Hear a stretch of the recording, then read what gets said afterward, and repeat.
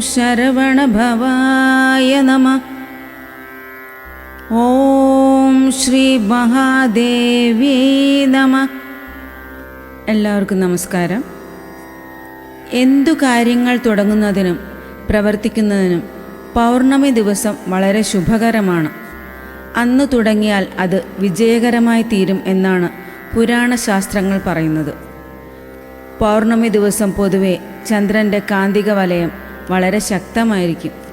അത് ശരീരത്തിലാകമാനം ഒരു പ്രത്യേക ഊർജം ഉണ്ടാക്കുകയും അതുവഴി തലച്ചോറിലേക്കുള്ള രക്തപ്രവാഹം കൂടുതലാവുകയും ചെയ്യും. അപ്പോൾ നമ്മളിൽ ഉറങ്ങിക്കിടക്കുന്ന അഥവാ അന്തർലീനമായി കിടക്കുന്ന പല കഴിവുകൾ അഥവാ പുതിയ ചിന്താഗതികൾ ഇവയെല്ലാം പുറത്തേക്ക് നല്ല രീതിയിലാവാനും പ്രകടിപ്പിക്കുവാനും സാധിക്കും. അതുകൊണ്ടാണ് പൗർണമി ദിനം ഏതൊരു നല്ല കാര്യത്തിനും നല്ലൊരു തുടക്കമാണെന്ന് പറയുന്നത്. നാളെ 2026 മെയ് 30 ശനിയാഴ്ച ഏറെ പ്രത്യേകതകൾ നിറഞ്ഞ ഒരു ദിവസമാണ്.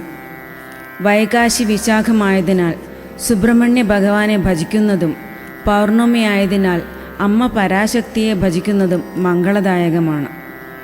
പുരുഷോത്തമ ഏകാദശി കഴിഞ്ഞു വരുന്ന ചതുർദശി നാളെ രാവിലെ ഉണ്ടെങ്കിലും ഉച്ചയ്ക്ക് ശേഷം പൗർണമിയാണ് വരുന്നത്.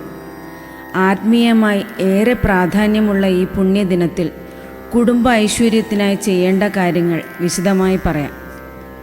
പൗർണമി ദിനം ദേവീ പൂജ ഏറെ പ്രധാനമാണല്ലോ. ശനിയാഴ്ച ഉച്ചകഴിഞ്ഞ് പൗർണമി തിഥി ആരംഭിച്ച് ഞായറാഴ്ച സന്ധ്യയ്ക്ക് മുൻപായി പൗർണമി തിഥി അവസാനിക്കുന്നതിനാൽ മെയ് 30 ശനിയാഴ്ച സന്ധ്യയ്ക്ക് പൗർണമി പൂജ നടത്തുന്നതാണ് ഉത്തമം. ദേവീ ക്ഷേത്ര ദർശനം നടത്തി ദേവീപ്രീതിക്കായുള്ള പൂജകളോ വഴിപാടുകളോ നിവേദ്യങ്ങളോ സമർപ്പിക്കേണ്ടതാണ്. പൗർണമിക്ക് ജലം വെച്ച് പ്രാർത്ഥിക്കേണ്ടതും വീടുകളിൽ പൗർണമി പൂജ നടത്തേണ്ടതും ശനിയാഴ്ച സന്ധ്യയ്ക്കാണ്. ശനിയാഴ്ചയും പൗർണമിയും ചേർന്നു വരുന്നതിനാൽ ഭഗവാൻ പരമശിവനെ പ്രാർത്ഥിക്കുന്നത് ദുരിതശാന്തിയും ആയുരാരോഗ്യ സൗഖ്യവും നൽകും. അന്നേ ദിവസം ശിവക്ഷേത്രത്തിൽ ദർശനം നടത്തി നെയ്വിളക്ക്, മൃത്യുഞ്ജയ പുഷ്പാഞ്ജലി, ധാര എന്നിവ സമർപ്പിക്കേണ്ടതാണ്. നാളെ സുബ്രഹ്മണ്യ ഭഗവാന്റെ പിറന്നാൾ ദിനമായ വൈകാശി വിശാഖമായതിനാൽ സുബ്രഹ്മണ്യ ക്ഷേത്രത്തിൽ ദർശനം നടത്തി പാലുകൊണ്ടോ പഞ്ചാമൃതം കൊണ്ടോ അഭിഷേകം നടത്തുന്നത് അഭീഷ്ടസിദ്ധിദായകമാണ്. ഈ ദിനം മുരുകഭജനം ഏറെ പ്രധാനമാണ്.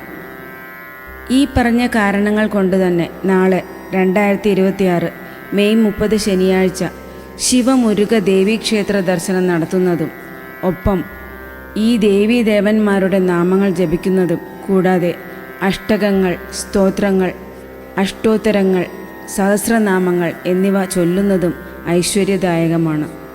ഈ പറഞ്ഞ വിധം എല്ലാ കാര്യങ്ങളും നിർവഹിച്ച് എല്ലാ പേർക്കും എല്ലാ അനുഗ്രഹങ്ങളും ഉണ്ടാവട്ടെ എന്ന് പ്രാർത്ഥിക്കുന്നു. ഓം